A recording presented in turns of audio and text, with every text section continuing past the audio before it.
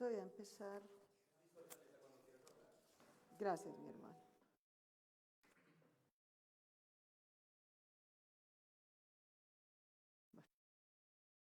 ¿Estamos listos? Bueno, muchas gracias a todos los ciudadanos y a los medios de comunicación que nos acompañan en esta rueda de prensa. Hoy es 2 de abril y vamos a presentar, como corresponde, el balance del primer trimestre en materia de seguridad y convivencia en Bogotá. ¿Cómo nos fue en estos primeros 3 meses, del 1 de enero al 31 de marzo de este año? Nos complace mucho poder informarle a Bogotá que absolutamente todos los delitos en Bogotá bajaron, todas las formas de hurto, todos los homicidios en la mayoría de localidades bajaron. Solo hay un delito de alto impacto que desafortunadamente creció en este trimestre, que es el delito de violencia intrafamiliar. De resto, todos los delitos han bajado, venían bajando desde antes del simulacro y la cuarentena. Ya habíamos logrado revertir la tendencia muy negativa en materia de seguridad que traía Bogotá y durante el simulacro y la cuarentena, sin duda, ha continuado aún más esa mejora. Ese es el gran resumen. La seguridad y la convivencia en Bogotá mejoraron en estos 3 meses. Las estrategias que acordamos con la Policía de Bogotá, con el señor general y comandante de la Policía Metropolitana de Bogotá, el general Gómez, con el Ejército, con el general Rey y el general Ospina, que nos ha ayudado a coordinar y a controlar con Bogotá Región, con Cundinamarca, las entradas y salidas de la ciudad. Nos hemos distribuido las tareas en estos 3 meses. Con la justicia, la Fiscalía General de la Nación, los jueces desde el Consejo Superior de la Judicatura, con control de policía, de normas de aplicación de policía que ha hecho la Secretaría de Gobierno.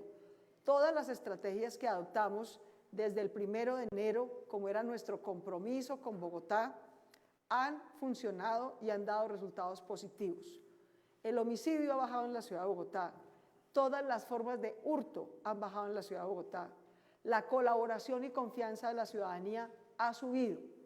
El único delito, desafortunadamente, en el que todavía no tenemos una mejora en este trimestre es en el de violencia intrafamiliar. Voy a irles explicando qué hicimos, qué medidas adoptamos, gracias a las cuales tenemos estos buenos resultados. Empecemos primero por el delito al que le hacemos más seguimiento porque es mediante el cual se pierde la vida, el homicidio. Y la vida es irrecuperable. Por eso nos dedicamos con mucho esfuerzo a proteger la vida de nuestros ciudadanos, a que nadie pierda la vida siendo víctima de un homicidio. Así había estado el primer trimestre. Vamos a hacer 2 comparaciones en todos los delitos. El primer trimestre, exactamente de enero a marzo, el año pasado, el homicidio había subido en Bogotá. El último trimestre, ¿cómo nos entregó la administración anterior? ¿Cómo cerró la administración anterior? Ah, perdón, sí. Es aquí. Vamos a borrar este. ¿Cómo nos había entregado la administración anterior el homicidio? El último trimestre del año anterior, el homicidio también venía subiendo, tenía un pico. O sea, no importa cómo lo comparemos, contra el mismo trimestre del año anterior, contra el último trimestre del año anterior, el homicidio venía subiendo en Bogotá. La buena noticia es que en este primer trimestre hemos logrado que el homicidio baje en la ciudad de Bogotá. Ahora la tendencia es hacia la baja. Luego quebramos la tendencia de incremento del homicidio que se había registrado tanto en el primer trimestre del año anterior como en el último trimestre del año anterior. Esa es una buena noticia para Bogotá y eso quiere decir que las medidas de control, que ya voy a explicar cuáles han sido, están funcionando. Sigamos. Esto es lo que les estaba contando ahorita. Si nos comparamos contra el último periodo, ¿sí? En enero del año pasado había bajado, en enero había subido en febrero, bajó en marzo. y en promedio logramos que la tendencia que venía de ser creciente ahora sea de reducción del total de homicidios. Teníamos en el último trimestre, cuando nos entregó la administración anterior, teníamos 102 homicidios en promedio por trimestre. Este primer trimestre logramos bajarlo a 78 homicidios en promedio. Todavía sigue siendo un número que lamentamos, quisiéramos no perder nunca una sola vida en la ciudad de Bogotá, pero la tendencia es muy positiva. Sigamos. La reducción en total, en términos porcentuales, es del 2%, y tenemos que la vida de los hombres, ¿quién suele ser asesinado en la ciudad de Bogotá? Desafortunadamente, ¿quién termina muriendo por homicidio? En su inmensa mayoría, hombres jóvenes, hombres relativamente jóvenes, hombres entre adolescentes y menores de 40 años. Entonces, el número de hombres víctimas de asesinato viene bajando. Bajó de 242 a 216. Pero desafortunadamente tuvimos, respecto del año anterior, 2 homicidios más de mujeres. Pasamos de 18 a 20. Porcentualmente es un incremento muy chiquito, pero 2 mujeres perdieron la vida más que las que habían perdido la vida en homicidio el año anterior. En total el homicidio, como les digo, baja 2%. ¿Qué sabemos del homicidio? La mayoría sigue siendo homicidios entre viernes y domingo, es decir, la letalidad del homicidio en Bogotá ocurre en los fines de semana fundamentalmente, de viernes a domingo. El 44% ocurre de noche, o sea, ahí tenemos que mejorar controles. 11 localidades, más de la mitad de las localidades de Bogotá bajaron en homicidio, es una gran noticia, pero 6 que tenemos que seguir interviniendo mucho más delicadamente, subieron. Una localidad estuvo exactamente en el mismo nivel. Sigamos. Ahora bien, como tuvimos en total 20 casos de homicidio de mujeres, 20, lo quisimos mirar con mucho detalle. ¿Cómo estamos avanzando en la judicialización? En que quien cometió ese homicidio contra una mujer responda ante la justicia. Quiero decir que la seccional de la Fiscalía de Bogotá es la seccional de la Fiscalía más exitosa del país y de más eficiencia en el país en tipificación y también en judicialización de esos casos. 6 de los 20 casos en este primer trimestre ya pudimos tipificarlos como homicidios. Perdón, feminicidios, o sea, ya pudimos tipificarlos en esa categoría. En el primer trimestre, en el mismo trimestre en el que ocurrieron. En el mismo trimestre en el que ocurrieron, iniciamos la investigación como la Fiscalía y se pudo tipificar que era feminicidio. De esos 6 feminicidios, ya 5 victimarios fueron identificados y se les expidió la orden de captura. Uno de ellos falleció. Uno de ellos falleció en el transcurso, se le tipificó, pero falleció en el transcurso de la investigación. De manera que de los 20 casos, 6 fueron ya tipificados, se esclareció quién fue el responsable y se emitió la orden de captura. 5 ya están efectivamente presos en medida intramural, ¿no? Entonces quiero agradecerle profundamente a la Fiscalía. Nosotros le hemos dicho a toda Bogotá, a la policía, al ejército, a la Fiscalía, a los jueces, que por supuesto proteger la vida de todos es una gran prioridad, pero en particular proteger la vida de las mujeres es una gran prioridad de esta administración. Y por eso, en el mismo trimestre en el que ocurrieron, ya 6 casos los tenemos tipificados, ya 5 están presos y vamos a seguir avanzando. Además de eso, esto respecto de los homicidios, respecto de los delitos sexuales, tenemos 131 acciones tomadas, ya hicimos 81 audiencias de imputación de cargos a quienes cometieron esos delitos sexuales. En 21 casos no se presentó el agresor, en los demás sí, y ya tenemos 29 órdenes de captura. O sea que también hemos mejorado la eficiencia en tipificación, identificación y juzgamiento, no solo en homicidios, en feminicidios, homicidios a mujeres, sino también en delitos sexuales. ¿Qué nos preocupa profundamente de esos delitos sexuales? El 21 casos de delitos sexuales, las víctimas son personas extranjeras. Voy a decir esto en simple con todo lo que eso implica. Son fundamentalmente mujeres venezolanas que están siendo abusadas, posiblemente no solamente por delitos sexuales, sino por trata. Y son las principales tipos de víctimas. LGBTI hay 2, niños, niñas y adolescentes hay 9, ¿no? En la caracterización que podemos hacer de poblaciones especiales que están siendo víctimas de delitos sexuales. Sigamos.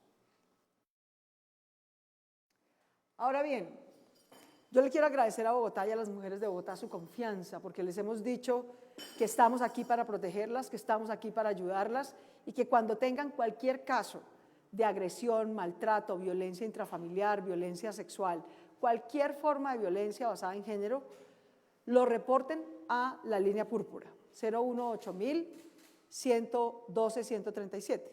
Y efectivamente, las mujeres están reportando los casos. Cada vez se conoce más la línea, cada vez nos reportan más casos. Eso venía bajando, desafortunadamente, ¿no? Pero volvió a subir. Entonces, gracias a las mujeres de Bogotá que creen en la línea púrpura, que creen en los servicios de asistencia psicosocial y judicial que ofrece la Secretaría de la Mujer de Bogotá.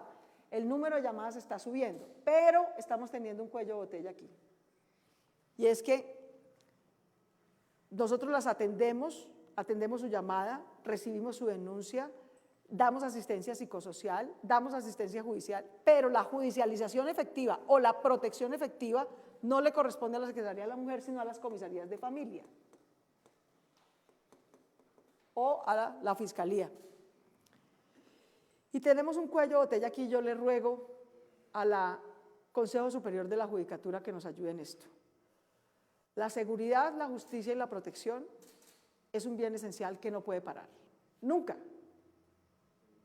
mucho menos en la cuarentena. Lo que tenemos de información es que justamente durante la cuarentena han subido más los pedidos de auxilio por violencia intrafamiliar y por violencia sexual, más de los de violencia intrafamiliar que los de violencia sexual. Pero resulta que por instrucciones del Consejo Superior de la Judicatura y de la Procuraduría hay menos jueces, hay menos audiencias realizándose, hay menos procuradores de familia trabajando y también hay menos horarios de comisarios de familia porque ellos nos piden, aunque dependen de nosotros, que les apliquemos las mismas normas que están aplicando Procuraduría y Consejo Superior de la Judicatura. Que si el Consejo Superior de la Judicatura y la Procuraduría paró, entonces que los comisarios de familia tienen el mismo derecho a parar también. Yo quiero hacer en esto un llamado de humanidad. Yo entiendo que todos somos seres humanos, que todos tenemos temor en esta pandemia, que todos queremos cuidarnos, pero así como la policía no puede parar, así como el ejército no puede parar, así como yo no puedo parar, así como los médicos no pueden parar, la justicia tampoco puede parar. A las mujeres de Bogotá las están agrediendo más, las están violentando más, y de poco va a servir que nosotros recibamos sus denuncias si la justicia no las tramita y no las judicializa. En lo que de mí depende, he dado una instrucción para que todas las comisarías de familia tengan que volver a operar plenamente. Nadie puede excusarse que estamos en cuarentena. Vamos a organizar las comisarías de familia en 2 o 3 turnos para que tengan que trabajar en condiciones adecuadas para ellos, sin aglomeración, sin muchas personas en un mismo recinto, con el gel que necesitan. Y si alguien tiene gripa, por supuesto puede quedarse en su casa como cualquier otro ser humano en este momento, porque eso es lo que más nos cuida. Pero quien no tenga ningún síntoma, quien no tenga gripa, quien no tenga tos, quien no tenga problemas respiratorios, debe ir a trabajar en las comisarías de familia. Debe ir. Las comisarías de familia son las únicas que a este número de llamadas les puede dar medida de protección. Nadie más lo puede hacer. Es el primer paso para proteger a una mujer o a un niño o a una niña que llama a pedir protección. A partir de esa medida de protección, la fiscalía puede hacer otros procedimientos o la justicia puede hacer otros procedimientos. Pero el primer eslabón de protección de una mujer, niño, niña o adolescente es la comisaría de familia. Eso depende de la alcaldía y esa ha sido mi instrucción. Las comisarías de familia estaban teletrabajando, no pueden. No pueden. La protección es en el sitio. Las 2 comisarías de familia que tenemos móviles tienen que trabajar. Las 35 que tenemos fijas tienen que trabajar. Otras dependencias de la alcaldía están teletrabajando. Las comisarías de familia no podemos parar. No podemos. En el momento en el que más ayuda nos están pidiendo, menos protección estamos dando. Eso es inadmisible. Y le ruego a la Fiscalía, perdón, a la Procuraduría y al Consejo Superior de la Judicatura que nos apoye en esta tarea. Los niños, niñas, adolescentes y mujeres de Bogotá, y seguramente esto mismo está pasando en el resto de Colombia, nos necesitan de nuestra protección. Este bache que estamos viendo aquí, entre cuánta gente nos llama a pedir auxilio y cuánta gente efectivamente recibe medidas de protección, es la diferencia entre que nosotros operamos la línea púrpura y que no estén funcionando al tope, al 100%, comisarías de familia, procuradores de familia y jueces. Yo lo lamento mucho, yo entiendo que todos tenemos un temor, pero aquí no podemos dejar de trabajar, ni un segundo, ni un segundo. De lo contrario, este bache va a seguir creciendo y las mujeres se van a ver desprotegidas. De manera que, insisto, ¿qué depende de la alcaldía? Solo las comisarías de familia. Y ya hemos dado la instrucción de que deben presentarse todos por turnos a trabajar en todas las localidades de Bogotá. En todas las localidades de Bogotá. Los decretos de emergencia y urgencia, tanto de la alcaldía como de la presidencia, han determinado que las comisarías de familia son un bien público esencial que no puede parar y debe presentarse a trabajar. Todos. Y así debe ser y así lo vamos a hacer. Así lo vamos a hacer. Pero necesitamos también que lo que depende del nivel nacional, procuradores y jueces, trabajen plenamente. Trabajen plenamente porque de lo contrario no podemos proteger a quienes más lo necesitan en este instante. Sigamos.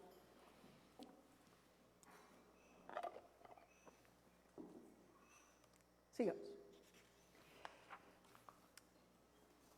Eso en cuanto a homicidios y a delitos de violencia intrafamiliar, porque ¿qué es lo que nos preocupa? ¿Por qué hacemos este llamado y por qué estamos haciendo estos cambios a nuestra política? Porque miren ustedes este buen resultado. El homicidio bajó y todos los delitos de alto impacto, todas las formas de lesiones, de riñas, de hurto a personas, de hurto a residencias, hurto a celulares, hurto a bicicletas, hurto a automotores, hurto a motocicletas, todo bajó, todo bajó. ¿Qué no bajó? ¿Qué subió 16%? Violencia intrafamiliar. Y no es porque no nos estén llamando, nos están llamando a la línea púrpura. Tenemos más del doble de llamadas a la línea púrpura. Pero si las comisarías de familia no dan las medidas de protección, los procuradores y jueces no adelantan las medidas de sanción e investigación, esa violencia contra las mujeres se va a quedar impune. Y eso no lo podemos permitir y no lo vamos a tolerar. Lo que depende de la alcaldía son las comisarías de familia y mi instrucción es muy concreta. Por turnos trabajan plenamente todas, sin ninguna excusa. Pero necesitamos que procuradores y justicia opere también. En general todos esos delitos bajaron, insisto, si aquí vemos el general, la tendencia es que todo disminuyó.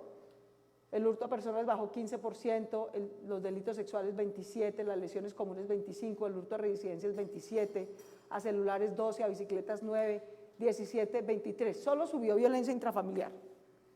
Ahora, si lo miramos por el sexo de los afectados, la violencia intrafamiliar, miren ustedes, subió afectando a hombres y subió afectando a mujeres.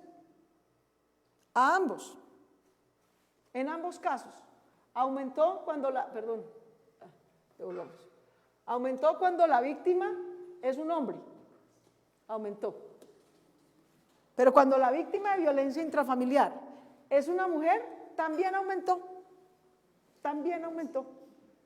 Obviamente, en el número de casos, siempre la violencia intrafamiliar afecta a muchas más mujeres. 907 mujeres versus 277 hombres. La violencia intrafamiliar afecta mucho más a mujeres, sin duda, pero también los hombres. Hombres que están denunciando violencia intrafamiliar, y en esto no podemos tener sesgos de género.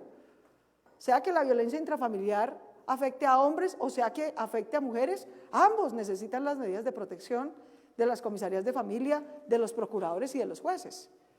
No podemos, la justicia no puede parar. Esa es la gran alerta que nos está dando este resultado. La justicia no puede parar, y mucho menos la justicia que atiende este tipo de delitos. Sigamos. Esta es otra manera de ver lo mismo. Si clasificamos por sexo, ¿quiénes son más víctimas de qué? En violencia intrafamiliar y en delitos sexuales, el mayor número de víctimas. El 84% de las víctimas de delitos sexuales son mujeres, el 75% de las víctimas de violencia intrafamiliar son mujeres. En todos los demás delitos, todas las formas de lesiones, de hurto y todas las formas de homicidio, la mayoría de víctimas son hombres. La mayoría de víctimas son hombres. Cada vez que incautamos un arma, que prevenimos o sancionamos un homicidio, 9 de cada 10 veces estamos salvando a un hombre. 9 de cada 10 veces estamos salvando a un hombre. Pero cada vez que prevenimos o sancionamos una violencia intrafamiliar, 3 de 4 veces estamos salvando a una mujer.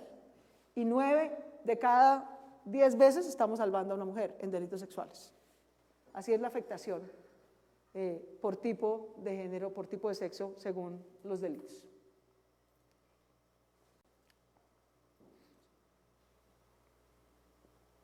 Esto es simplemente para ratificar lo que yo ya dije. Voy a ir por esto un poquito rápido. Quien quiera ver la presentación obviamente queda pública en todas las redes de la alcaldía, pero quiero hacerle un reconocimiento muy importante aquí al Ejército, a la Policía, a la Fiscalía, porque lo que hicimos desde el 4 de enero, hicimos nuestro primer Consejo de Gobierno. Y lo que hicimos en ese Consejo de Gobierno, que hemos hecho, ¿cuántos locales hemos hecho? Hemos hecho 3 y uno que se hizo en San Cristóbal. Cuatro consejos de seguridad local y hemos hecho 5 consejos de seguridad distritales en este primer trimestre. En cada uno hemos diseñado estrategias, a veces por localidad, a veces en zonas de frontera.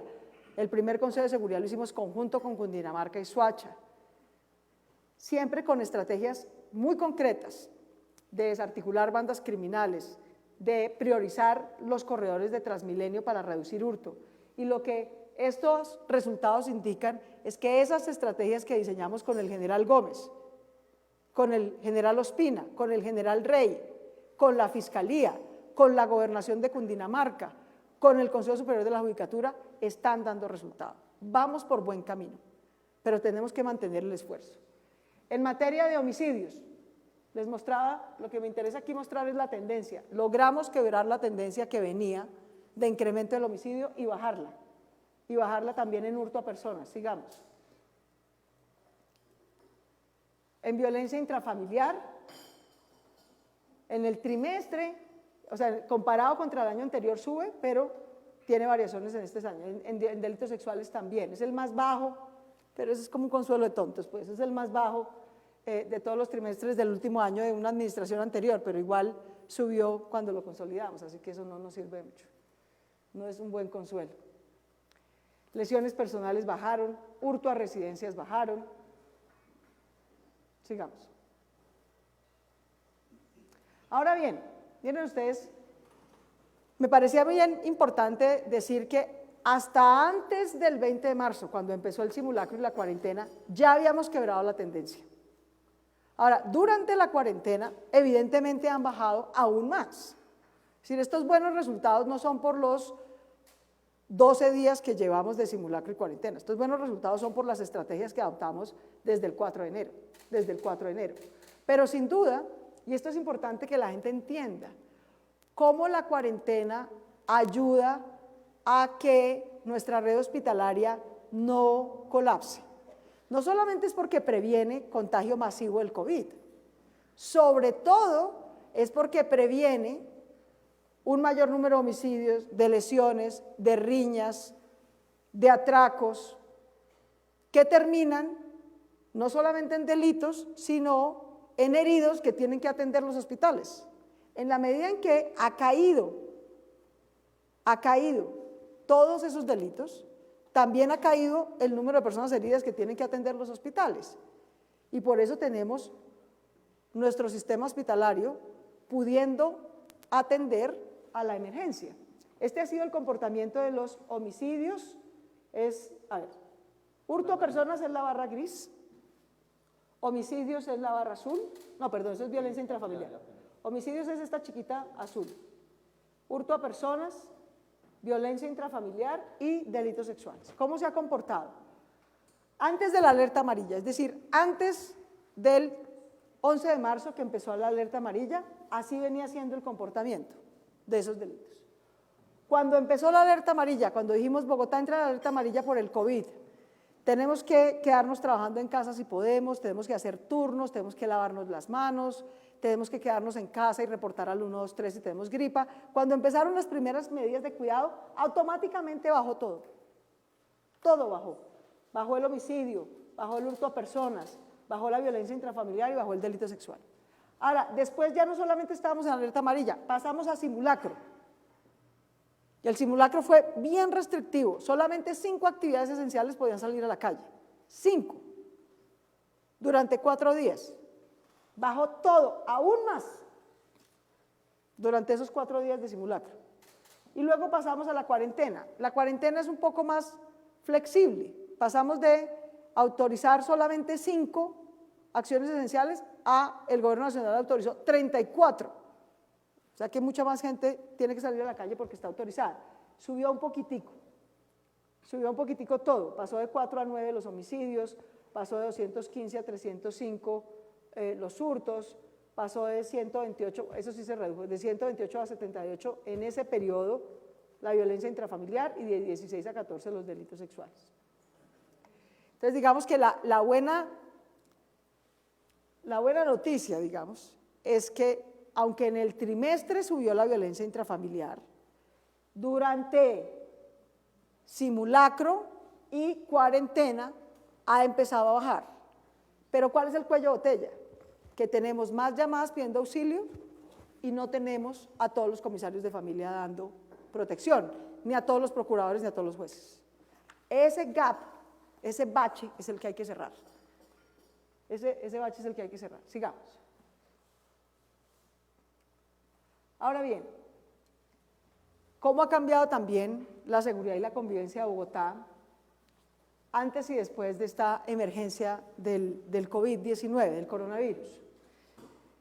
Nosotros tenemos y le hemos pedido a la ciudadanía, yo le quiero agradecer a Bogotá por su adaptación, por su paciencia, por su cumplimiento. Yo lo reitero todos los días porque las encuestas que hacemos para hacer seguimiento indican que el 75% de Bogotá está cumpliendo la cuarentena, está cumpliendo las recomendaciones. La mayoría de la gente no sale o sale solo uno por familia a una diligencia indispensable que tenían un médico o a comprar víveres, etcétera. Y que la gente está haciendo lo que le hemos pedido. Cuando le hemos dicho, si tiene síntomas llame al 123, la gente llama. Cuando les hemos dicho, si tienes un caso de maltrato o violencia intrafamiliar o violencia sexual, llama a la línea púrpura, la gente llama. Por eso nos importa tanto responder a esa confianza con resultados. Que si llama al 123 y necesita asistencia del CRUE, porque está enfermo, tiene síntomas, se la podamos dar. Y que si llama a la línea púrpura a reportar violencia intrafamiliar, estén los comisarios de familia, los jueces y los procuradores que las puedan proteger. Porque no basta con recibirles la llamada. ¿Cómo cambió? Miren ustedes, este es un corte que hicimos en febrero. cómo era el mundo, qué tipo de llamadas a la línea de urgencias 123 recibíamos antes de que entráramos en la emergencia del COVID. La mayoría de la gente llamaba a reportarnos riñas, accidentes de tránsito, problemas de ruido, a que verificáramos situaciones anómalas, riesgos que están pasando, alguna persona sospechosa, algo que veía sospechoso, un vehículo sospechoso, un hurto que estaba ocurriendo, ollas, líos de narcotráfico que hay en los barrios, vehículos mal estacionados, incendios que ocurrían en la ciudad o paro cardiorrespiratorio. Este era el orden de lo que nos reportaban al 123 antes de que Bogotá tuviera la emergencia del coronavirus y del COVID-2019. ¿Qué está pasando desde el 15 de marzo, cuando ya, digamos, decretamos alerta amarilla por la emergencia del coronavirus? ¿A qué nos llama la gente al 123? A reportarnos que está enfermo, que tiene síntomas, que se tuvo que quedar en casa porque tiene gripa, a reportarnos que tiene problemas respiratorios, más que gripa. Cuando ya la gente nos llama, ese es nuestro mayor indicador de, si la gente tiene solamente gripa y tos, con que esté en su casa, se ponga su tapabocas, no salga y haga hidratación como lo haría con cualquier gripa, le seguimos haciendo monitoreo telefónico, pero la inmensa mayoría de las veces eso es suficiente para recuperarse. Cuando ya tiene evento respiratorio, dificultad para respirar, esa ya es nuestro indicador de alerta de que puede ser un potencial caso y empezamos a hacerle un seguimiento distinto, usualmente visita domiciliaria. La tercera llamada es lo mismo, verificar alguna situación de riesgo que está viendo o que está ocurriendo. El ruido se mantuvo, bajó un poquito, pero sigue siendo una causa muy importante. Este es un dato muy interesante. Buena parte de los conflictos entre vecinos, conflictos en barrios, tienen que ver con el ruido, con que la gente le baje el volumen, los comercios especialmente. Bajen el volumen. Eso es algo que tenemos que hacer mejor control de eso, sin duda. Riñas también, síntomas que ya no son respiratorios, sino de otras enfermedades. Dolor torácico, líos de narcóticos, líos de ollas o cosas que ven, accidentes de tránsito y el último es embriaguez, ¿no? Entonces, cambió dramáticamente. ¿Qué nos cuenta la ciudad? ¿Qué reporta la línea de emergencias? Yo también quiero agradecer al principio, hasta la semana pasada, y le quiero agradecer a los medios de comunicación, teníamos muchas llamadas inútiles al 123. Gente haciendo bromas, llamando a colgar, llamando a hacer chistes. No, no estamos para chistes, estamos entre la vida y la muerte. Eso es enfrentar una pandemia. Y sin embargo, gracias a que los medios de comunicación nos ayudaron a hacer conciencia de que el 123 no es para llamar a hacer chistes, ni visita, ni decir mentiras, ni inventarse cosas que no está pasando, entre la semana pasada y esta, ese tipo de llamadas cayó. Entonces, entre la conciencia de la gente y la pedagogía de los medios, nos ayudó mucho a cambiar eso. Sigamos. Y esto es el reporte de qué medidas correctivas hemos tomado desde que empezó el simulacro, el 20 de marzo del 2020. Cada día, tanto la Secretaría de Seguridad con la Policía como la Secretaría de Gobierno hacen diferentes tipos de controles que tenemos que hacer. Medidas correctivas para que la gente pues, no viole los decretos, si no puede salir no salga, si no tiene una excusa válida no tiene por qué estar en la calle, no saque su carro, establecimientos que no están autorizados a operar no abran, no estén operando. En promedio, pues ha habido días más difíciles que otros, digamos, este es el periodo del 20 al 23 era simulacro, digamos. Hasta aquí era simulacro. ¿No? Y desde aquí en adelante es cuarentena.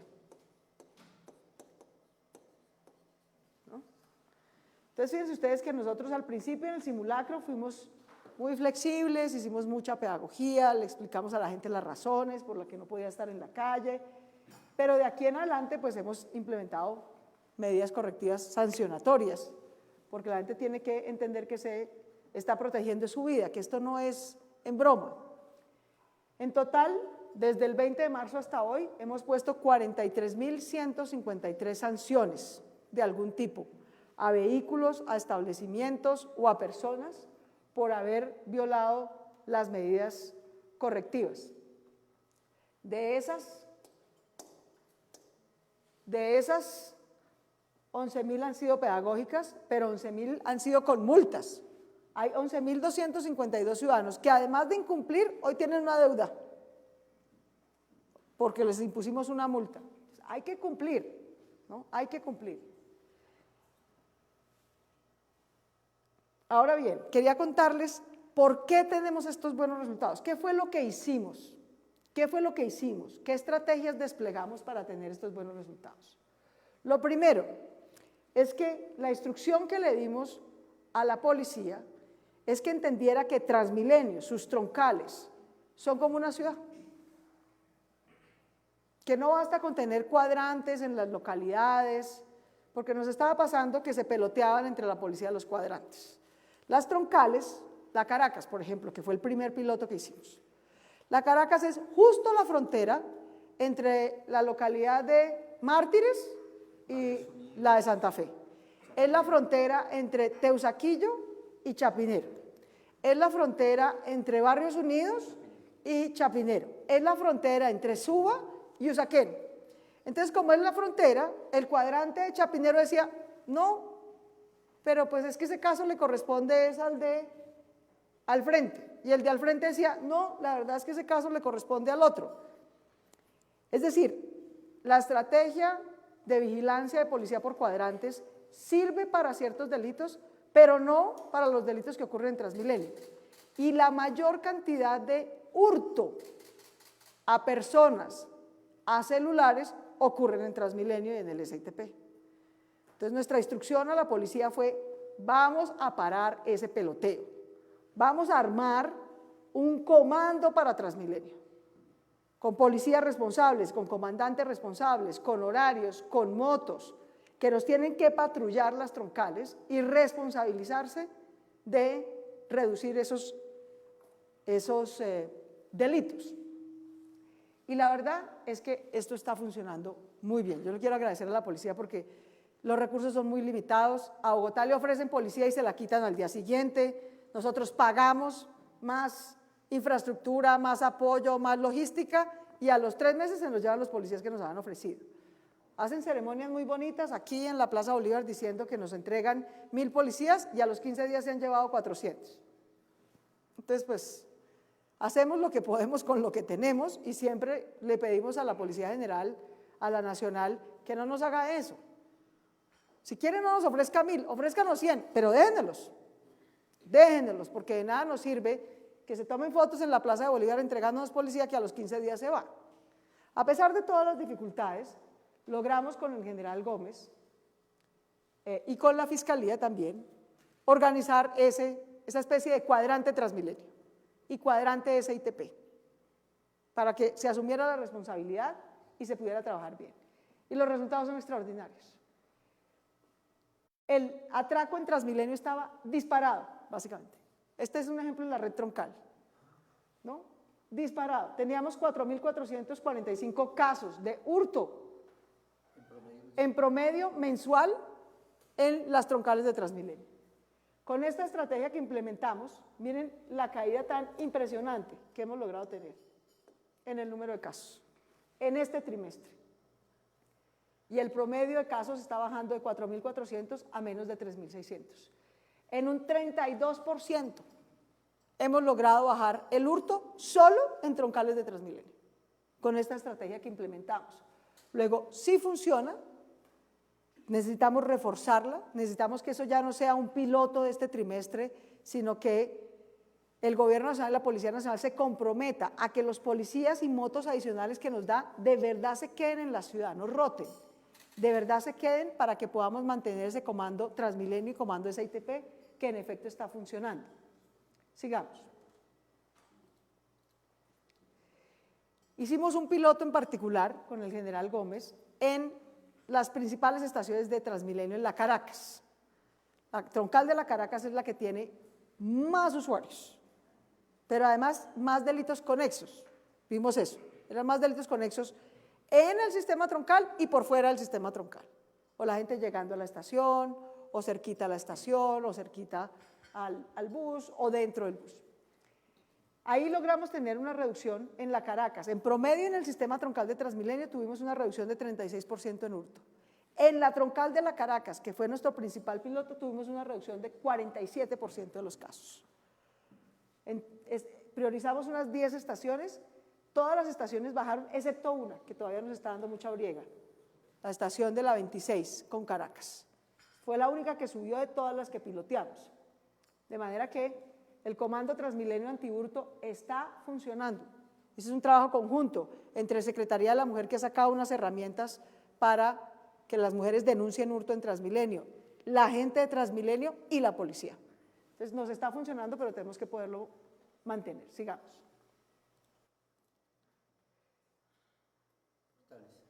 Esto es lo mismo en otros portales. O sea, priorizamos todo el sistema troncal, la troncal Caracas desde donde inicia hasta donde termina, pero también los portales. En el portal del norte, por ejemplo, el portal del norte, que es el más usado de la ciudad, logramos reducir en un 50% el hurto a personas. En el portal de la 80 logramos reducir en un 73% el hurto a personas. En el portal de las Américas redujimos en un 56% el hurto a personas. Conclusión, esto funciona. Ya sabemos que funciona, ahora lo que hay que hacer es mantenerlo. Sigamos. En el SITP, que es la otra parte del sistema, no solamente hay troncal,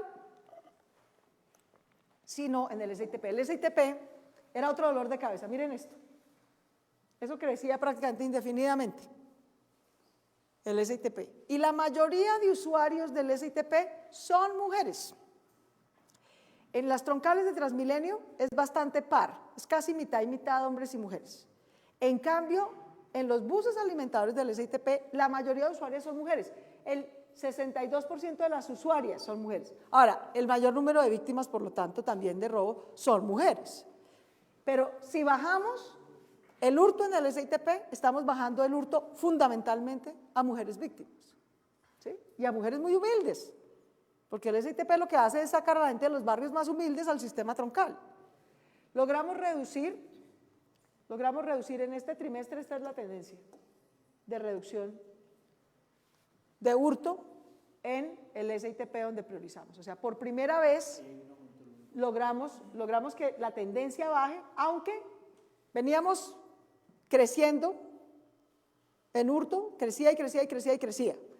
Si uno mira el número de casos, en porcentaje hay un crecimiento del 1%. O sea, todavía no hemos logrado que disminuya, nos falta un 1% para quebrar la tendencia, pero la tendencia ya es esta. La tendencia es que bajamos de 61 casos a 30 en febrero, 30%, de 30% a 45% en marzo. O sea, si mantenemos esa tendencia, en abril ya debemos tener consolidado reducción de hurto en el SITP. O sea que aquí también va funcionando. Aquí lo que pasa es que hay muchas más rutas del SITP que la troncal. Entonces, la policía no va abasto, digamos, o prioriza la troncal o prioriza el SITP. Necesitaríamos más personal para priorizar ambas cosas por igual. Sin embargo, en ambos casos nos está resultando. Sigamos. Sigamos. ¿Qué fue lo otro que hicimos? Lo otro que es importante que Bogotá entienda qué es lo que estamos haciendo que funciona. No basta con celebrar los buenos resultados, tenemos que entender qué sí está funcionando y qué no está funcionando, qué tenemos que corregir. Por ejemplo, en violencia intrafamiliar, sabemos que lo que tenemos que corregir es tener más asistencia, más personal en la línea púrpura, más asistencia psicosocial, más asistencia jurídica, pero también necesitamos que las comisarías de familia funcionen plenamente para que den medidas de protección. En el caso de Transmilenio, priorizar Transmilenio en el SITP funciona. Entender que Transmilenio es como una Medellín. Transmilenio es como una ciudad por la que al día se mueven casi 2,5 millones de personas. Eso es una Medellín. General, como usted viene de Medellín, ¿cuántos policías tiene Medellín? Medellín tiene, como ciudad, sí, tiene 7.500 policías. Bueno, eso es lo que necesitaría el comando permanente de Transmilenio. Porque Transmilenio es como una Medellín. Así, así. Y eso se lo hemos tratado de explicar ya al señor ministro de Defensa, al señor general Ateortúa, comandante general de la policía, que entienden esto y que ahora vamos a poderle mostrar a General Gómez que produce resultados. Lo que necesitamos es más apoyo en personal. Y ya tenemos un plan de reclutamiento. Ahorita Hugo nos puede contar cómo acordamos con el Ministerio de Defensa y la Policía Nacional un plan para reclutar más y mejores policías, hombres y mujeres. Eso nos gusta mucho, tener más policías mujeres que nos ayuden a fortalecer este comando perdente. Lo otro que hicimos, además de fortalecer la línea púrpura para atender mujeres, además de crear un comando para Transmilenio, además de crear un comando y unas estrategias específicas para el SITP, lo cuarto que hicimos fue identificar las principales bandas que tienen operación en ciertas localidades y que eran las que estaban causando mayor tasa de homicidio y mayor hurto, y además microtráfico. Estaban conectadas con esos 3 delitos. Les doy un caso que tal vez es nuestro mayor orgullo de este trimestre. Uno de los consejos locales, de los 4 consejos locales que hicimos, fue en Rafael Uribe. Lo hicimos, entre otras cosas, porque la comunidad, miembros del Consejo de Bogotá, nos pusieron de presente la muy difícil situación. Teníamos líderes y lideresas, mujeres, hombres de organizaciones sociales de derechos humanos, amenazados en la localidad de Rafael Uribe. Cerca de 20, si mal no me acuerdo, Luis Ernesto, cerca de 20 líderes y lideresas de barrio, gente que está haciendo trabajo con jóvenes, que se vuelve una barrera a que las bandas recluten a esos jóvenes para homicidios o para microtráfico o para robo. Hay mujeres muy valientes haciendo trabajo comunitario, ofreciendo programas a los jóvenes, en conjunto con algunos programas de la alcaldía, a veces ellas solas, a veces en conjunto con nosotros. Cuando priorizamos las bandas, sigamos, en la de Rafael Uribe, para mostrar ese caso. Este, por ejemplo, devuélvete. Fuimos allá, la gente muy valientemente nos denunció, nos dijo quiénes eran, cómo eran, en fin. Vimos lo que la Fiscalía venía avanzando, pero estaba un poquito lento, y priorizamos estos barrios: Diana Turbay, Rincón del Valle, Molinos, Marruecos. Las bandas que estaban relacionadas con microtráfico, homicidio y extorsión. Identificamos esta banda, los Parnaso. Nos fuimos, les hicimos inteligencia, fuimos con Fiscalía, con CTI, y en este mismo trimestre capturamos a toda la banda. Ni uno solo quedó libre. Solo esa banda era responsable de 11 homicidios. Solo esa banda. Entonces, gracias a eso, podemos ir bajando los homicidios, podemos ir bajando los... Porque una vez se capturan y se judicializan, eso tiene un impacto no inmediato, pero directo, más adelantico en el tiempo, en que empiecen a bajar los indicadores.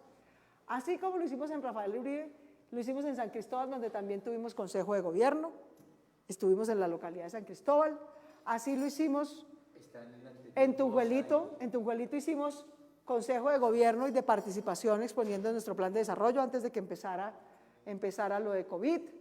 En Usaquén todavía no hemos tenido, digamos, consejo local, pero en todo caso intervinimos y desarticulamos esas bandas. Toda la banda que atracaba en Transmilenio, o sea, esta banda que se llamaba Los Rojos, ¿no? ¿Por qué funcionó la estrategia de Transmilenio? No es solamente porque tenemos más patrullaje, más policía, más motos, sino porque de verdad estamos capturando y desarticulando las bandas que atracaban en Transmilenio.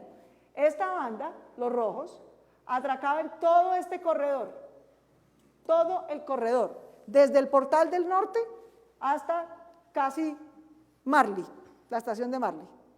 Eran unos atracadores profesionales en ese corredor. Entonces, por un lado tenemos más patrullaje, más motos, pero también captura y desarticulación de esas bandas. Devolvamos. Otro sitio muy importante donde hemos desarticulado bandas. En total, hemos desarticulado y judicializado 27 bandas. Y lo hemos hecho bien. Yo quiero decir que aquí lo que había antes era un peloteo. La policía decía, no, es que nosotros hacemos la tarea, capturamos a los delincuentes, pero es que allá los jueces los dejan sueltos. Y los jueces decían, no, nosotros aquí hacemos bien la tarea, lo que pasa es que la policía los captura mal. Y a la ciudadanía y a la alcaldía no les sirve la discusión ni las excusas entre los unos y los otros. Los dos están trabajando con rigor, pero necesitábamos era ponernos de acuerdo en, bueno, díganos pues entonces cómo es que se debe judicializar bien, qué es lo que hace falta, qué es lo que estamos haciendo mal, qué es lo que debemos mejorar. Y además vayamos en conjunto en el operativo, en conjunto. Lo que hemos logrado en este trimestre es que cada 3 días en Bogotá se desarticula una banda criminal, sea de hurto, sea de microtráfico, o sea de homicidio, o sea de las varias cosas al tiempo. Cada 3 días en este trimestre hemos desarticulado una banda criminal. Ni uno solo de los que hemos capturado de esas 27 bandas quedó libre, ni uno. Todos fueron debidamente judicializados, debidamente capturados y están a órdenes de la justicia. Entonces se podía. Es mejor trabajando juntos que peloteándonos y echándonos pullas y excusas. Gracias a eso logramos capturar en todas las localidades, en Suba, en Fontibón, en Usaquén, en Chapinero, en absolutamente todas las localidades. De hecho, hay localidades donde hemos capturado más de una, por eso son 27. En Kennedy, que es una zona muy crítica, ahorita vamos a ver qué localidades todavía tienen una situación muy preocupante. Una de ellas es Kennedy. En Bosa también logramos, en común acuerdo con la policía de Soacha y de Cundinamarca, intervenir tanto criminalidad en Bosa como en Ciudad Bolívar. Ahí todavía tenemos mucho por hacer, pero vamos mejorando. Entonces, eso fue la cuarta estrategia que funcionó muy bien. Sigamos. Sigamos. Acá simplemente para resumir, ¿cuáles son los barrios que hoy pueden respirar más tranquilos en Bogotá gracias a que desarticulamos esas 27 bandas? Estos son los barrios por localidad que estaban más azotados por esas bandas y que hoy podemos respirar un poquito más tranquilos sin bajar la guardia nunca. Sigamos. Estos son también logros paralelos. Al desarticular las bandas no solamente se capturan las personas, ¿sí? Hemos tenido 9.580 capturas, 8.311 las cogimos en flagrancia, 1.269 tienen orden judicial, sino que también al capturar y desarticular esas bandas, incautamos armas, información, drogas ilícitas que estaban vendiendo, más de 2.833 kilos de diferentes tipos de sustancias ilegales, cocaína, heroína, bazuco, marihuana, etcétera. Hemos logrado incautar 365 armas de fuego, 19.963 armas blancas. Una instrucción en la nueva política de seguridad y convivencia del Gobierno Nacional que nos presentó hace mes y medio más o menos el señor Ministro de Defensa. Una de las instrucciones de esa política es el desarme.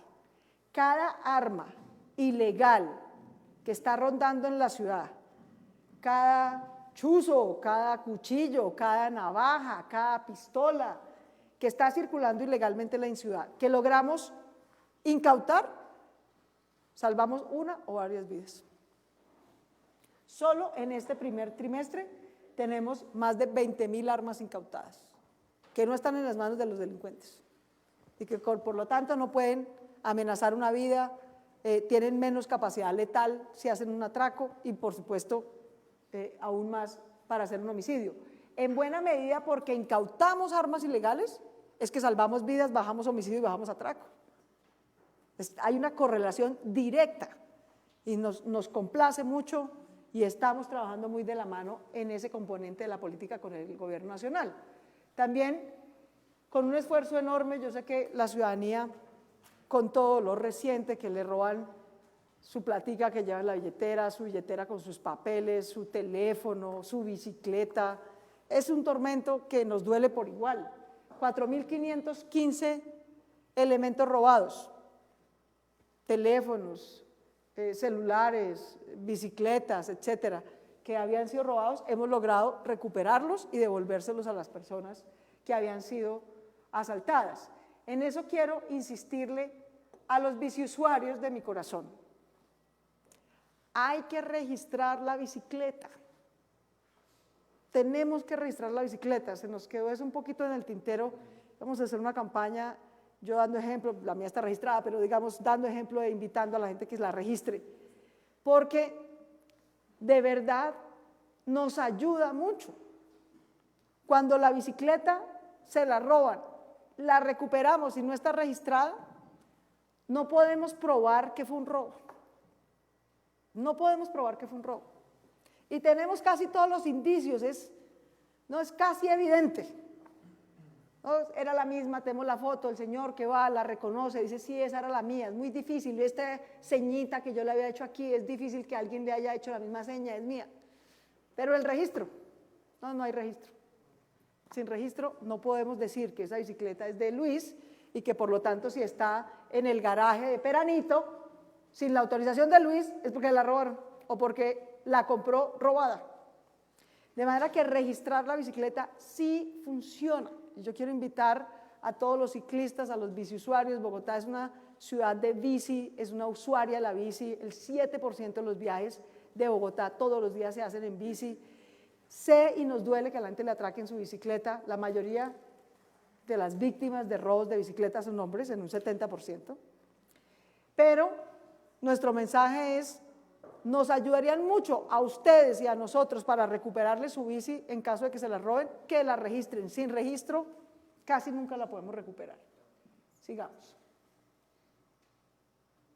Esto fue lo quinto que hicimos. Lo quinto que hicimos, nuestra quinta estrategia es entender que Bogotá es una región, que tenemos que trabajar en conjunto con la Policía de Cundinamarca. Muy en particular empezamos con la Policía y la Alcaldía de Soacha.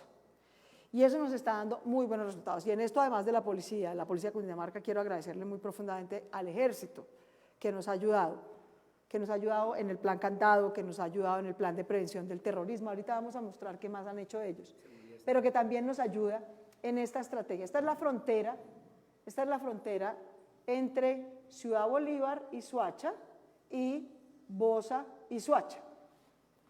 Haber hecho ese Consejo de Seguridad Conjunto, estar trabajando de la mano todo el tiempo, ha servido.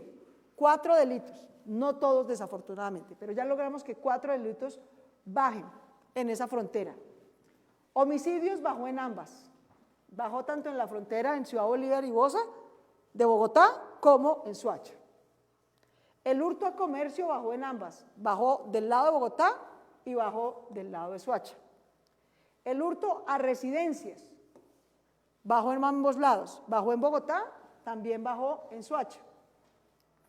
Las lesiones personales bajaron en Bogotá, no han bajado en Soacha. En cambio en Soacha bajó además el hurto a bicicletas y los accidentes de tránsito y el hurto a automotores. O sea, ya hay 3 delitos en los que mejoramos a lado y lado. En lesiones personales, además mejoramos en Bogotá, en Soacha no. Pero Soacha mejoró más que nosotros en la frontera, en Ciudad Bolívar y en Bosa, en hurto a automotores, hurto a motocicletas y accidentes de tránsito. Pero ese trabajo conjunto es muy importante. Y así como empezamos por la frontera de Soacha por obvias razones, es la más conflictiva, es la más difícil, es la más grande en términos de personas, Soacha es casi 1 millón de habitantes. Pero como sabemos que esto funciona, de nuevo, todo esto son hipótesis que elaboramos con base en el programa de gobierno, en la lectura que tenía la policía, el ejército, la fiscalía. Lo bueno de esto no es solamente que los indicadores hayan bajado, eso nos complace mucho, que le hayamos quebrado la tendencia de subida a todas las formas de hurto, al homicidio, que la seguridad mejore. Lo que tenemos que entender es qué sí está funcionando y qué no, y qué tenemos que ajustar. Así que estas estrategias nos sirven es para eso. Trabajar como Bogotá región nos está mejorando la seguridad a todos y tenemos que ampliarlo ahora, mantenerlo en Soacha e irlo ampliando a otras zonas de frontera también. Sigamos. Y quisiera terminar aquí con la contribución también muy importante de nuestro ejército.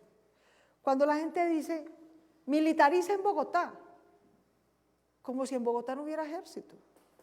Como si nuestro ejército no estuviera todos los días colaborando, como si estuviera por allá, en otro planeta. El ejército está todos los días. La Brigada 13, que es la que tiene jurisdicción sobre Bogotá, Cundinamarca, ¿qué otros departamentos? La 13 solamente Bogotá. La 13 es solo Bogotá y Cundinamarca. Está todo el tiempo trabajando con nosotros. Lo que pasa es que cada uno en sus funciones. La función del ejército no es patrullar las calles, ni hacer control para prevenir el hurto. Esa es función de la policía. Pero el ejército nos ayuda haciendo incautaciones, haciendo controles de entradas, de salidas, interceptando. Ellos también hacen inteligencia y hacen persecución de bandas que tratan de entrar a la ciudad o que tratan de entrar al departamento o que operan aquí y allá. Incautan municiones ilegales. Así como la policía ha incautado aquí más de 20.000 armas, el ejército también ha incautado y ha destruido municiones, minas antipersona incluso, en el ámbito de Bogotá región. También ha incautado en una operación que hizo en Suezca, creo fundamentalmente en un laboratorio, incautó material también ilegal, marihuana, bazuco, cocaína, insumos para procesar cosas ilícitas. Recuperó dinero que había sido hurtado o dinero falso, ¿no? Hizo una extinción de dominio, ubicó 3 depósitos ilegales donde se estaban haciendo actividades criminales y los logró cerrar, interceptó comunicaciones para poder hacer operación de inteligencia para producir estos resultados. Hizo 17, digamos, intervenciones a vehículos de transporte cuando está haciendo vigilancia en carreteras, que ingresa, que sale, etcétera. Incautó explosivos y también liberó 2 personas, ¿no?, que habían sido secuestradas por el Gaula y las liberó. Pero no solamente es que nos ayuda en, digamos, su función tradicional, sino que tiene un trabajo extraordinario, una brigada ambiental en la Vida de Verdad, sobre todo en Sumapaz, y ha sembrado 2.500 plantas nativas en reforestación en páramos. ¿Cómo es que se llama ese programa general? La burbuja ambiental. Burbuja ambiental, que opera en el caso de Bogotá región, sobre todo en Sumapaz. Nuestro páramo, allá está la brigada ayudando a reforestar el páramo. Nosotros tenemos la meta con la RAPE de hacer 30.000 hectáreas de reforestación de nuestro páramo de Sumapaz, y también en eso nos está apoyando el ejército, de manera que cuando la gente dice militaricen Bogotá, como si no hubiera ejército, como si el ejército no nos estuviera ayudando, el ejército está aquí todos los días trabajando con nosotros, en las cárceles, en operativos de custodia de entradas y salidas, de muchas maneras, solo que cada quien hace lo que le corresponde, y así estamos funcionando muy bien. Sigamos. Esto es, digamos, el balance final por localidades. Todo lo que está en verde quiere decir que mejoró en esas localidades respecto al trimestre anterior, o bien sea el último o bien sea el primero. Quisiéramos que todo fuera verde, que todo mejorara, pero tenemos todavía unos rojos que tenemos que verificar qué localidades nos preocupan, donde todavía tenemos que seguir haciendo un esfuerzo muy grande. En el centro de Bogotá. En el centro de Bogotá tenemos que seguir haciendo un esfuerzo muy importante, muy importante. En las localidades de Mártires, en Antonio Nariño, en Santa Fe aquí, ese círculo, digamos, de Santa Fe, Candelaria, Mártires, Antonio Nariño, requiere todavía mucha de nuestra atención porque lo necesita realmente. Y igualmente la localidad de Usaquén. Miren ustedes cómo es esto. ¿Dónde, en qué localidades fue que creció la violencia intrafamiliar? Aquí a veces hay un poco de prejuicio, ¿no? Bueno, pues es en Usaquén. No son en localidades, digamos, no son las localidades más pobres las que tienen más afectación de violencia intrafamiliar. En Usaquén ha subido la violencia intrafamiliar. En Santa Fe, en el centro. En Teusaquillo, una localidad aparentemente tranquila, de bajo homicidio, de bajo hurto. ¿Y qué sube? Sube violencia intrafamiliar. En el centro de nuevo, a Mártires y Antonio Nariño, ahí es donde han subido la violencia intrafamiliar. ¿Qué nos preocupa? Esta coincidencia, miren ustedes, esta coincidencia. Localidades, Mártires y Antonio Nariño, sube al tiempo violencia intrafamiliar y violencia sexual. Y ya sabemos que la violencia sexual está afectando sobre todo a mujeres extranjeras. Eso tiene nombre propio. Eso quiere decir mujeres humildes venezolanas en el centro que no solamente están en condiciones difíciles, sino que además son víctimas de esos 2 delitos, o violencia intrafamiliar o delitos sexuales. En homicidios, de nuevo el centro, pero además del centro, en Ciudad Bolívar y en Rafael Uribe. sea que ahí tenemos que seguir detrás de esas bandas, desarticulando bandas en Rafael Uribe y en Ciudad Bolívar, porque eso nos da una briega muy grande. ¿Qué nos satisface de cómo vamos? Nos satisface, por ejemplo, que localidades que tienen epicentros difíciles, Corabastos y Patio Bonito en Kennedy, por ejemplo. Pero en general la localidad de Kennedy, por ejemplo, mejoró en todo. En todo. ¿Sí? En el occidente estamos mejorando. Suba son 2,5 millones de personas, como una Medellín. En Suba todos los delitos bajaron, todos, absolutamente todos. ¿Sí? O sea que el occidente de Bogotá va mejorando. En Gativá, todo mejoró. Fontibón, que es otra localidad del occidente, todo mejoró. Todo mejoró. ¿Sí? En Bosa casi, Bosa que es la última localidad del suroccidente, casi todo mejora, casi, excepto un delito. El hurto automotores subió un poquito, de resto todo mejoró. Es decir, el occidente de Bogotá, que es la zona más densamente poblada, el occidente de Bogotá son todas las localidades de la avenida 68 hacia abajo. Suba, Engativá, Fontibón, Kennedy y Bosa. Ahí hay 5 millones de personas, 5 de 7,5 que viven en Bogotá. La seguridad y la convivencia en esas localidades está mejorando en conjunto. Puede que haya unos sectores con más problemas que otros. ¿Dónde tenemos muchas dificultades? En Usaquén. Al norte todavía tenemos dificultades en Usaquén, en el centro. Y hacia el sur, sobre todo en Rafael Uribe, en Ciudad Bolívar y San Cristóbal. Ahí, que están pegaditas además, Rafael Uribe, San Cristóbal, cruzando Ciudad Bolívar. Ahí tenemos todavía que hacer muchos esfuerzos, seguir pensando, implementando estrategias específicas para esas localidades que nos permitan mejorar. Este es el balance de seguridad y convivencia de Bogotá. La seguridad y convivencia de Bogotá mejoró. Le quebramos la tendencia de crecimiento al hurto, a todas las formas de hurto, a todas las formas de hurto en Transmilenio, a las formas de hurto en el SITP. Volvimos a bajar en homicidio, a pesar de los muy lamentables hechos de la cárcel Modelo. La Fiscalía todavía está haciendo el análisis para decidir cómo imputa, bajo qué tipo de delito imputa los homicidios, los 23 casos de las personas que fallecieron en el intento de fuga que hubo en la cárcel Modelo. Muy lamentable, muy lamentable. Muy lamentable por el intento de fuga, muy lamentable por la zozobra que causó y muy lamentable porque termina en 23 muertos. Estamos esperando a que la Fiscalía decida cómo imputar esas 23 muertes. Dependiendo, es decir, esas 23 muertes no están en estos datos. ¿Por qué? Porque no se han imputado. Cuando se imputen, sabemos cómo las podemos clasificar. Pero en general, la seguridad y convivencia de Bogotá mejoró. Durante el simulacro mejoró mucho más. Durante la cuarentena, la gente que está preocupada, que es que la cuarentena puede subir, no subió nada, al contrario, bajó todo, todo. Incluso solo en esos días, solo en estos días desde el 10 de marzo hasta aquí, hemos logrado controlar. Muy poquitos casos ha habido intentos de robos, de azonadas, hemos tenido como 3 casos nomás, de intentos de azonadas a almacenes, que tratan de asaltar almacenes, un Justo y Bueno, la joyería aquí en el centro, otra en Usme y en Rafael Uribe. Pero los hemos controlado todos, así como le damos la mano a todo el que la necesita. En 2 de esos casos, la mayoría de quienes intentaron hacer el robo fueron personas migrantes de Venezuela, 5 de ellas las deportamos.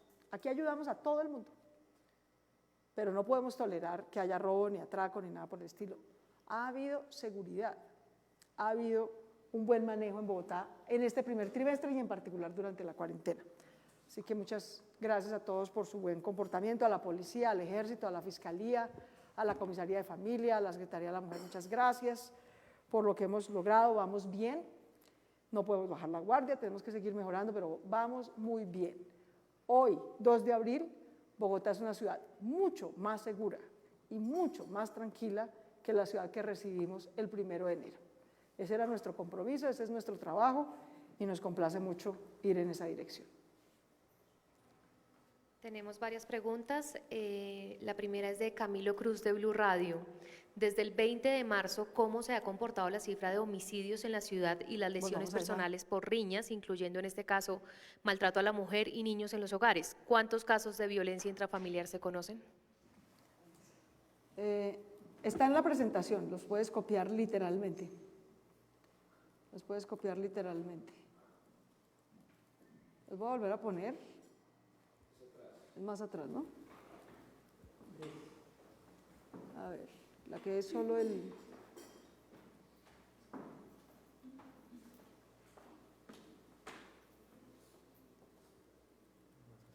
Ahí.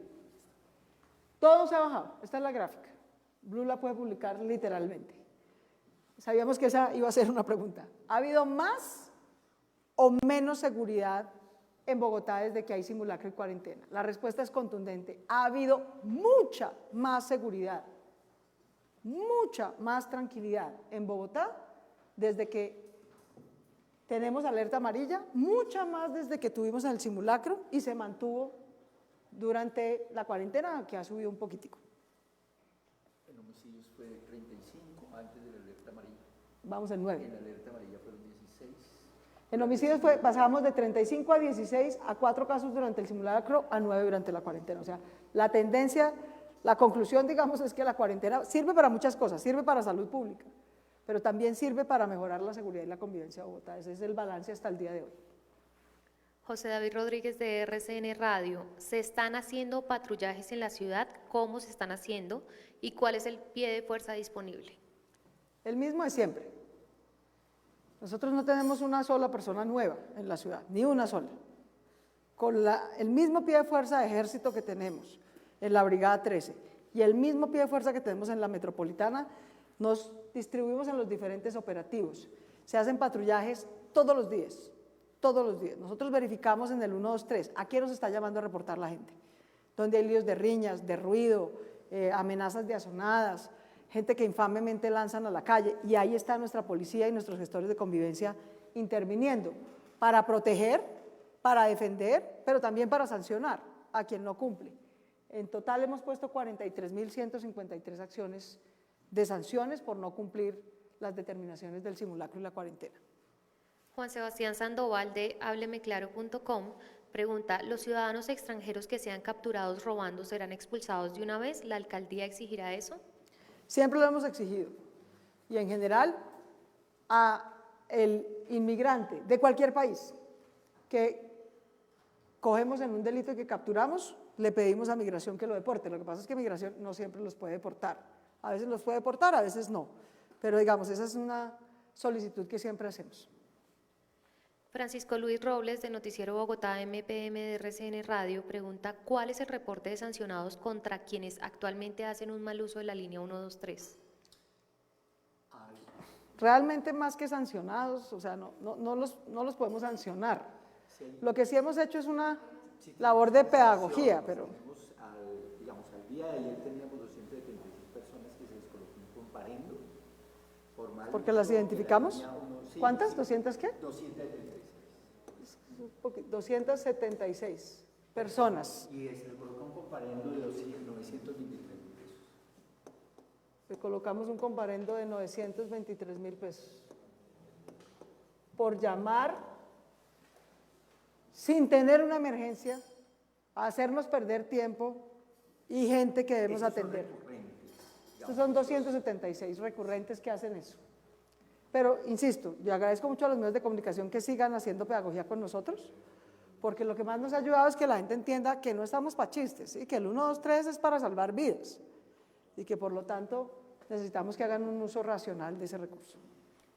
Fabián Forero de Red Más Noticias.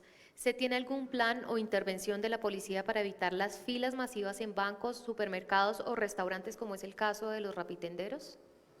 No, los rapitenderos no están aglomerados. La verdad es que ahí, en general, las empresas de domicilios han venido implementando. Mire, cuando empezó el simulacro, Tuvimos muchas dificultades con 3 tipos, aquí me ayuda Luis Ernesto, pero creo que con 3 tipos de empresas tuvimos que tenían autorización de trabajar, pero que tienen que trabajar en condiciones de protección de la cuarentena, no pueden tener aglomeración de más de 50 personas, tienen que tener, digamos, las disposiciones para hacerlo. Con 3 tipos de empresas tuvimos muchas dificultades al principio, con domiciliarios, no solamente rapitenderos, sino en general domiciliarios, con call centers y con entidades financieras. Hicimos muchos controles, unos pedagógicos, otros sancionatorios, a esos 3 tipos de entidades. Y la gente entiende. A los 4 días de hacer controles, las propias empresas de call center hicieron un protocolo para ellas mismas dentro de sus empresas, porque estaban ahí, no tenían teletrabajo, estaban mandando a todo el mundo a trabajar al mismo recinto, entonces tenían a mucha gente apretada. Parte del protocolo fue mandar gente a teletrabajo específicamente y distribuir la gente dentro de sus diferentes salas para no tener aglomeración. Entonces, digamos que ahí, digamos, la pedagogía y el control sirvió sobre todo para que las empresas de call center, y recibimos muchas denuncias de la ciudadanía, eso nos ayuda. Yo les insisto a los ciudadanos, aquí a veces nos critican por redes o no, pero es maravilla, llámenos, si tienes una denuncia de alguien que no está cumpliendo algo de la cuarentena, llama al 195. No al 123, al 195, que es el que recibe esos reportes. Y hicimos los controles. También los hicimos en entidades bancarias y financieras. Y lo mismo, empezaron a autorregularse. Y en domiciliarios igual, yo creo que eso ha bajado mucho. Frente a domiciliarios, el decreto 92, que es el que rige todas las restricciones durante la cuarentena posterior al simulacro, se estableció que máximo pueden estar 5 domiciliarios, rapitenderos o independientemente de a quién y a qué empresa le prestan el servicio, en el mismo lugar congregados.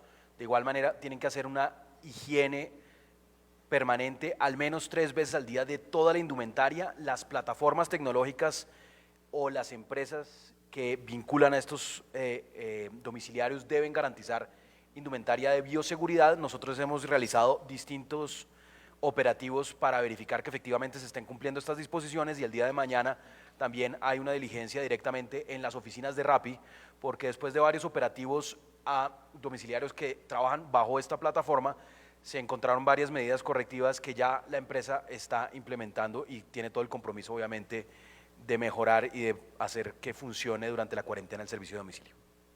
Vale, ahora, también quiero explicarle a la ciudadanía, a los medios de comunicación, que, digamos, un poco nosotros mismos, la alcaldía, ha producido unas filas estos días.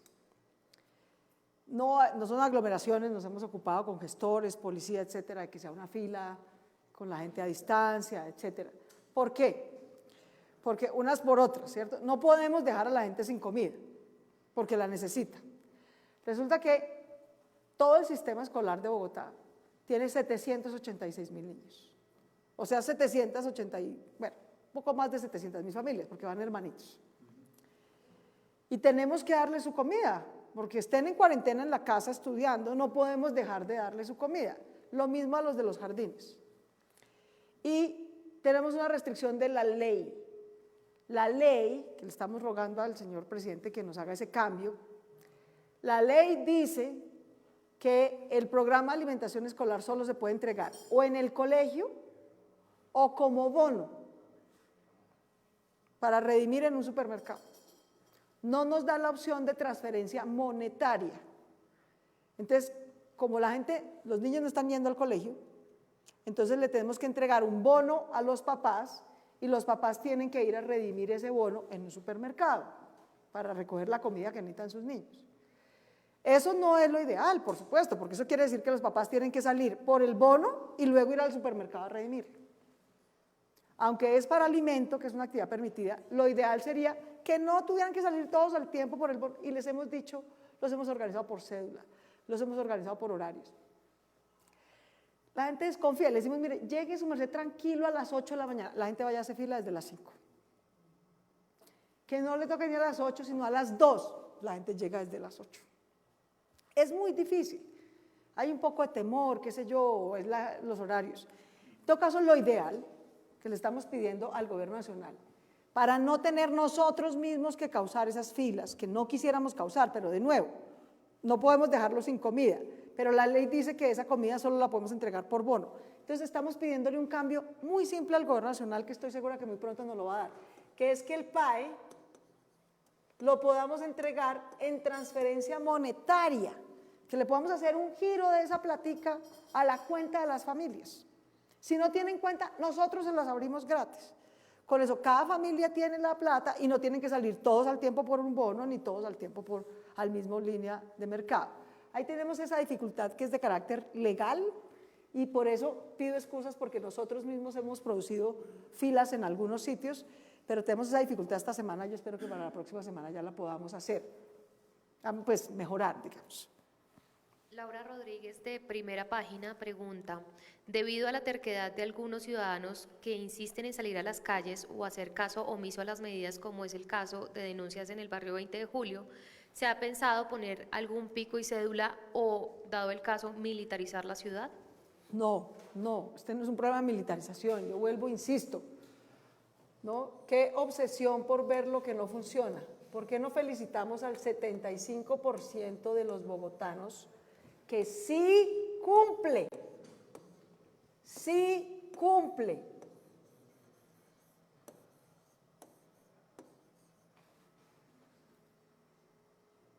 El 75% de los bogotanos sí cumple la cuarentena. No es ejército lo que va a hacer que cumplan más la cuarentena, es comida. Es el plan de salvamento de la clase media. La gente lo que necesita es cómo pagar el arriendo y cómo comer. Eso no se lo va a resolver un soldado. Tenemos que entender por qué está saliendo la gente a la calle. Ustedes han visto las encuestas, nosotros aquí no nos guiamos por olfato. Todos los días estamos haciendo un tracking, preguntando por teléfono y en la calle, ¿por qué tuvo que salir su merced? ¿Por qué está en la calle? No, porque trabajo en salud. Muy bien, su carnet, ok. No tengo, pero es que tuve que salir a comprar comida, tuve que salir a trabajar. No tengo literalmente con qué comer, si no salgo a pedir ayuda, no voy a tener con qué comer. Tenemos que entender las razones por las que la gente está saliendo a la calle. ¿Sí? Entonces, no es con fuerza, sino con apoyo que vamos a lograr que este 25%,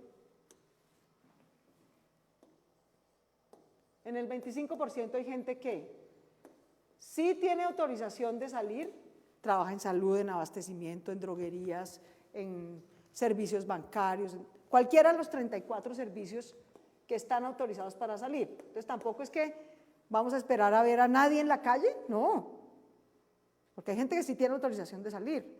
Los comisarios de familia, los policías, los empleados de protección del distrito, los de salud, los de cadena alimentaria, etcétera. Mucha gente tiene que salir a trabajar para que los demás podamos estar en casa.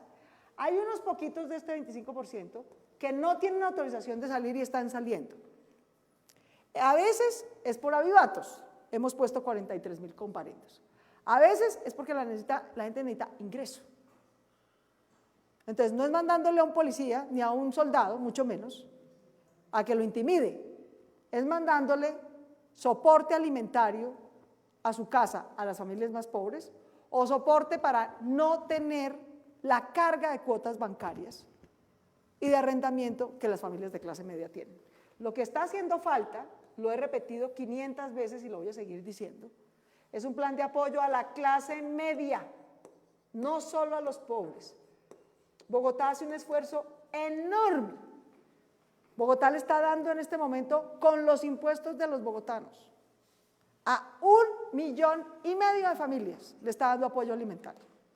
Dentro de esas, a familias migrantes. Si de algo no se puede calificar la alcaldía de Bogotá es de xenófoba. Con los impuestos de los bogotanos, la alcaldía de Bogotá paga con 0 pesos del gobierno nacional, 0. Todo lo paga Bogotá, todo. Pagamos el nacimiento de los niños venezolanos que nacen en Bogotá.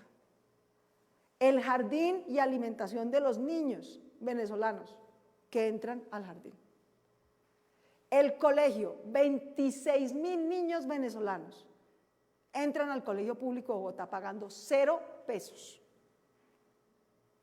Su alimentación, Lo único que dijimos antier es que qué pena, pero no les podemos pagar el arriendo.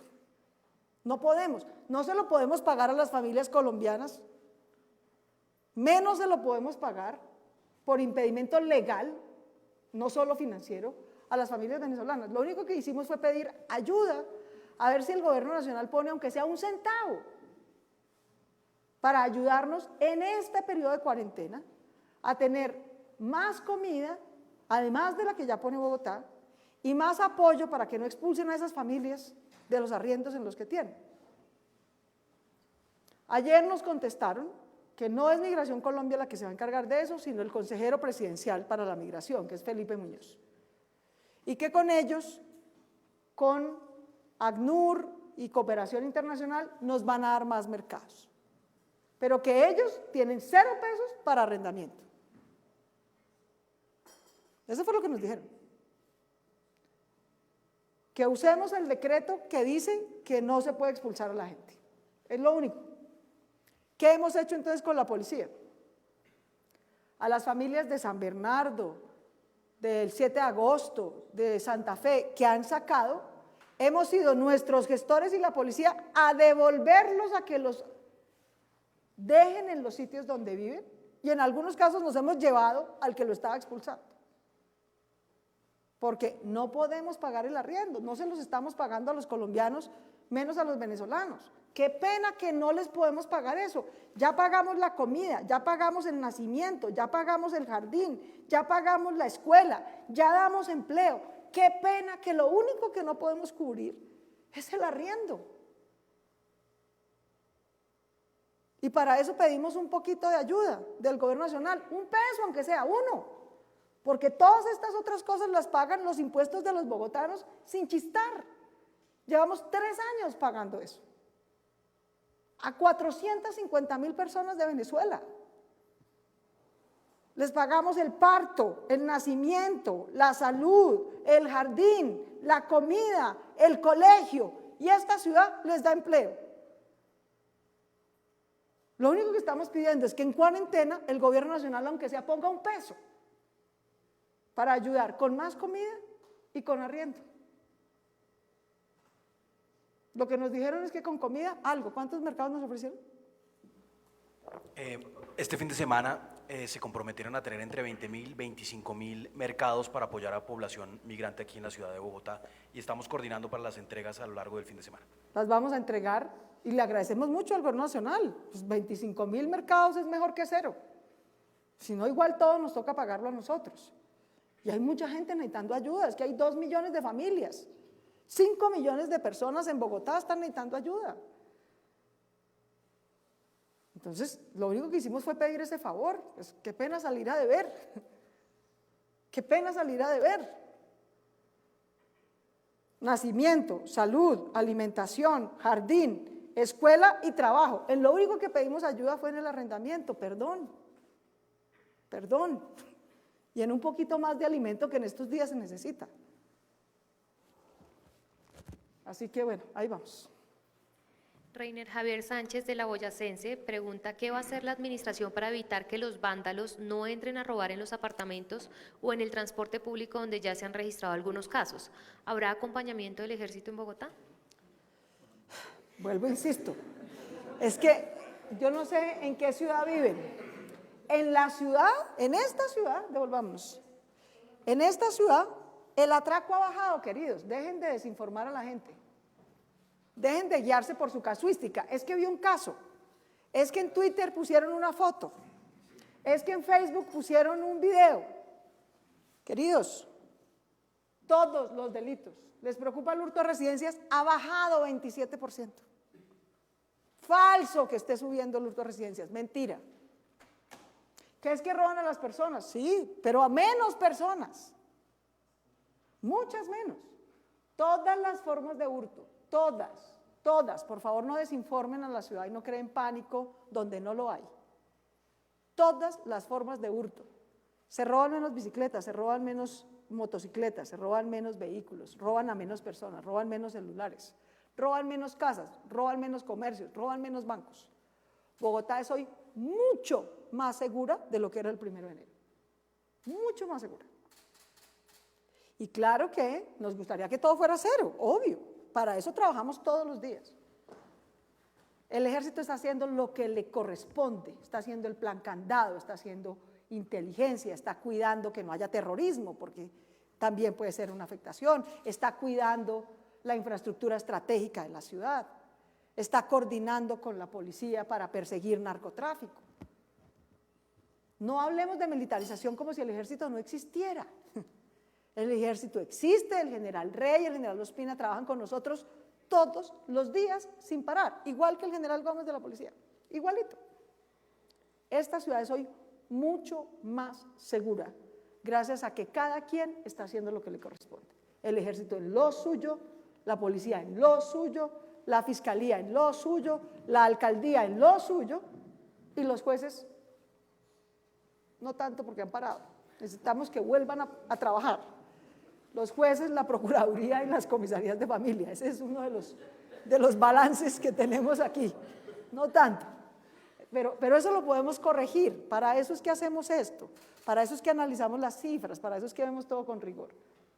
Los periodistas insisten en si se va a hacer o no un pico y cédula para descongestionar filas como bancos. No. Insisto, las filas que han visto han sido por dos razones. Alguna gente tiene que salir, digamos. En el simulacro no hubo casi filas, ¿cierto? No hubo casi filas. ¿Por qué en la cuarentena ha habido más filas? Porque el gobierno nacional y la alcaldía estamos entregando ayudas. Mayoritariamente por eso es que estamos viendo más filas. Nos piden que le demos ayuda a las familias. Se las estamos dando. Pero cuando el gobierno nacional paga Familias en Acción o paga adulto mayor, la gente tiene que ir a reclamar esa platica. Entonces eso genera unas filas. Entonces, malo si les damos, malo si no les damos. ¿Qué necesitamos para poder mantener la ayuda, pero que la gente no tenga que salir a hacer filas? Necesitamos pasar de bonos a giros. Pero es que eso, mis queridos, es más fácil decirlo que hacerlo. Porque eso nos implica saber quién es esa familia, cuál es su cédula, cuál es su teléfono. La mitad de las familias más humildes no tienen cuenta bancaria, no hay dónde girarles. Muchas tienen celular, pero el celular que tenemos en la base de datos no coinciden con el que tiene hoy. Y si no lo verificamos, quiere decir de pronto que le robaron el celular. No vamos a terminar girándole la ayuda al ladrón. Entonces nos toca volverlo a llamar, actualizar el teléfono, ¿no? Y bancarizar a la gente. O sea, en este momento el gobierno nacional y nosotros estamos haciendo un esfuerzo monumental por bancarizar a las familias. A cero costo, debo decir que aquí no hay un solo banco que nos esté cobrando comisión por abrir una cuenta, cero costo. Pero todo el trámite cuesta tiempo. Entonces les pido que nos tengan un poquito. La razón por la que hay un poquito más de filas en la cuarentena de lo que hubo en el simulacro es porque estamos entregando ayudas. El gobierno nacional está entregando ayudas. Organizaciones internacionales están entregando ayudas. Nosotros estamos entregando ayudas.